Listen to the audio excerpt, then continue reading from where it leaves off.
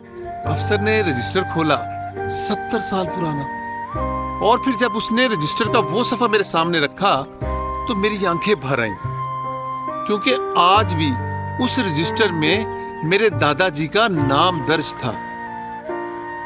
लेकिन ये लम्हा ऐसे ही नहीं आया, इसके पीछे मेरी बेबे जी का वो दर्द था जो उन्होंने मरते दम तक अपने सीने में छुपाए रखा। आज मैं आपको उस मकान की पूरी कहानी सुनाऊंगा जो आज भी नाभे में हमारा इंतजार कर रहा था। मेरी बेबे जी, मैं अपनी दादी को लाड से बेबे जी कहा करता था। मैं जब उनसे नाभे के बारे में पूछता तो वो हमेशा मुझे कहती कि मुख्तार, मेरे ना नाभे दिया गल्ला ना करया कर, मेरा दिल दुखदा है। और जब मैं बहुत ज्यादा जिद करता, बाज ना आता, तो उनकी आंखों में आंसू आ जाते और वो कहती, नाभे विच तेरे अब्बा जी ने 10 मरले दा छोटी ईट दा 2 मंजिला एक मकान बनाया सी। महला करतारपुरा सी ते ओनू गुरुद्वारे वाली गली कहंदे सन। अजे उस मकान दियां सिर्फ चुगाठा चढ़ियां सन ते पल्ले नहीं सन लगे। सानू वो मकान मजबूरन छड़ के आना पिया। दोस्तों, अधूरा मकान, अधूरी जिंदगी, अधूरे ख्वाब। एक शादीशुदा औरत की शादी के बाद जो सबसे बड़ी ख्वाहिश होती है वो उसका अपना जाती मकान होता है। और फिर वो अपने नौजवान बेटे की मौत का जिक्र करके रोना शुरू कर देती, जिनका इंतकाल तकसीम से थोड़े दिन पहले एक अचानक एक्सीडेंट में हो गया था। मैं जब नाभे गया तो उस वक्त मेरे एक अजीज के ससुर नाभे में मजिस्ट्रेट तैनात थे। उन्होंने मुझे कहा कि कल मेरे दफ्तर आना, मैं आपके लिए कुछ करता हूं, मैं किसी को बुलाता हूं। मैं अगले दिन उनके दफ्तर चला गया तो एक महकमा माल का अफसर अपनी बगल में एक पुराना सा रजिस्टर दबाए हुए उनके दफ्तर में आया। मैंने सोचा इतना टाइम गुजर गया, क्या मिलेगा, इतनी देर में पुराने कागज कहां बचते हैं।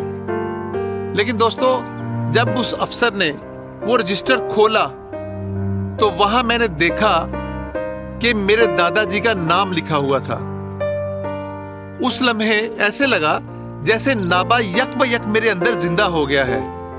मैं अपने आप को नाभे का बराबर का शहरी समझने लगा, क्योंकि 70 साल पुराना वो मकान आज भी मेरे दादाजी के नाम पे था। हम अपना मकान ढूंढने के लिए निकले। पता था महल्ला करतारपुरा, गुरुद्वारे वाली गली। वहां हमें एक 92 साला बुजुर्ग आदमी मिले जिनका नाम मोहम्मद यूसुफ था। मैंने उन्हें अपने दादाजी का नाम बताया।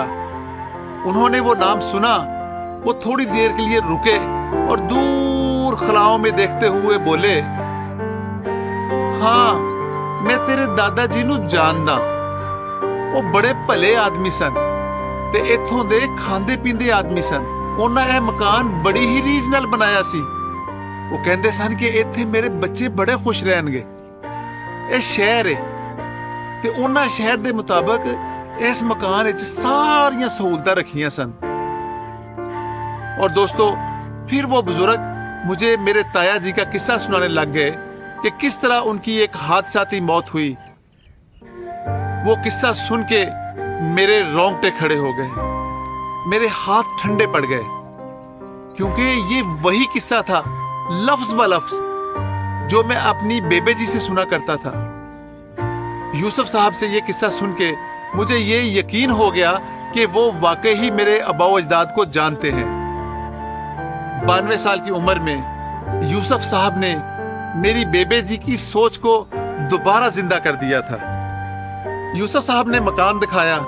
मैं मकान के बाहर खड़ा हो गया और उस दरवाजे को देखने लगा जिसमें 1947 में सिर्फ चौगाठ लगी थी, अभी पल्ले नहीं चढ़े थे। मैंने दरवाजा खटखटाया, नॉक किया। अंदर से एक साहब निकले, ओकार सिंह।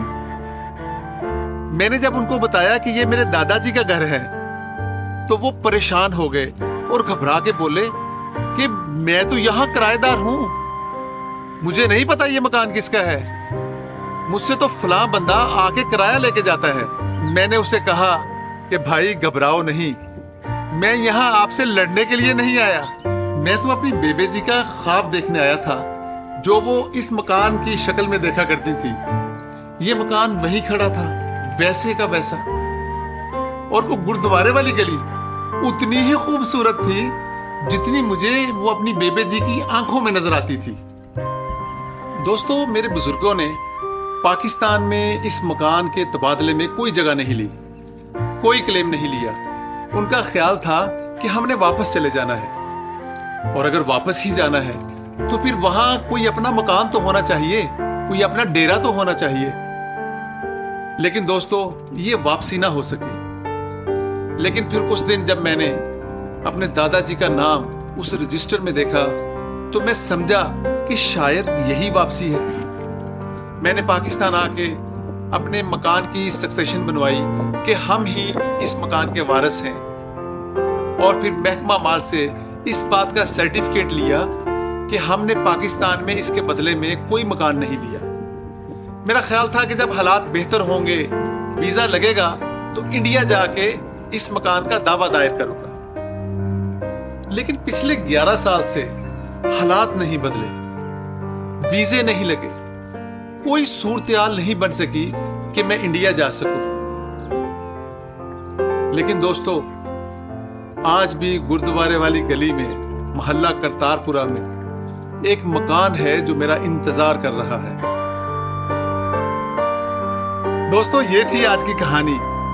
उम्मीद है आपको ये कहानी पसंद आई होगी। उम्मीद इसलिए है कि 47 में जिन लोगों ने पाकिस्तान से इंडिया या फिर इंडिया से पाकिस्तान हिजरत की, उन लोगों की ऐसी बेशुमार कहानियां हैं। दोस्तों, अगर आपको ये कहानी पसंद आई है तो इसको लाइक कीजिए, शेयर कीजिए, और कमेंट में अपने अपने तजर्बात को बयान कीजिए कि आपके घर में भी कोई ऐसे बुजुर्ग थे जिनकी ऐसी ही कहानी थी, जिन्होंने 47 में पाकिस्तान से इंडिया या इंडिया से पाकिस्तान हिजरत की। उम्मीद है वो सब लोग इस कहानी के साथ रिलेट कर पाएंगे, क्योंकि उनको इस कहानी में अपना आप नजर आएगा।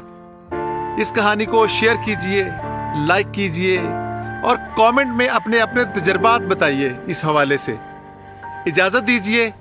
खुदा हाफिज।